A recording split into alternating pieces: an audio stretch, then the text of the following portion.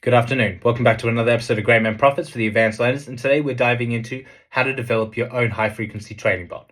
So first of all, before we get started, you need 4 things to be able to pull this off. If you don't have access to them or you don't have these, don't even bother, because these 4 things are essential. And if you don't have them or you don't have them up par with what you need to perform this, you're going to be spending more time trying to fix your problems than you are actually making money. You're going to be slower than the competition. So let's get into this. First of all, you are going to need a high-performance computer. The faster or the higher the RAM it has, the more efficient it's going to be. Then, subsequently, you're going to need a coolant system to be able to run it for longevity.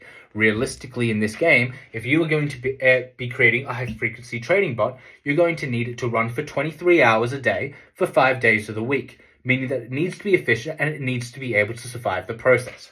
More importantly, you are going to need close proximity to the stock market. The closer you are to one of these exchanges, you are going to make the better calls. And the difference is you might be 0.1 or 0.2 of a second behind someone else or a closer computer. And realistically, those are microseconds. But in that time, the competition has found a better deal and they have taken the opportunities out of your hands. Then you need cost-effective power to connection ratio. What does this look like? You need to be able to find a high volume of power and high-speed internet for cheap as chips. As cheap as you can get it. Because realistically, the cheaper that you can supply the power and supply what needs to be done for these systems, the more that you are going to make in profit. Because of course, you're going to make a profit from the stock market and then you're going to have expenses. The smaller your expenses are, the more that you are going to be able to pocket.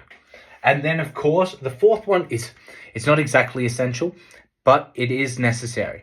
You are going to need relative capital. The more that you have to start off with, the higher chance that you are going to make money. It's an exponential process. You need the initial capital to be able to get off the ground. Now, saying that, let's get into one of the most basic strategies. This strategy here is a long-term strategy developed in the late 80s when these computers first came out. And of course, this is a level 1 difficulty. The only problem is this works in a sustainable market. It doesn't work very well for drastic changes. What does this look like? So when X goes up, you sell the proportional dollars to X. And of course, when X goes down, you buy the proportional dollars to X. That sounds like a lot, but let's simplify it. If Apple goes up 1%, you sell $1 of Apple.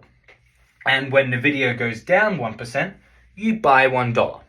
This works that, of course, if you're going to run the program simultaneously with all 5,000 of the stocks available, you are going to have a almost balanced return with a slight positive or a slight negative.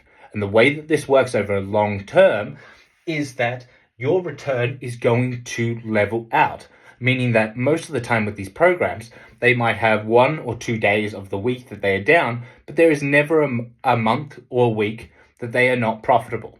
What you do is you take that small profit and you either reinvest it back into the system to try and continue your luck, or you take it out and that's what you live on. The best part about this system is, of course, if you have the money to be able to set up multiple computers, they work in unison rather than working in separate operations. Hope you have a lovely day.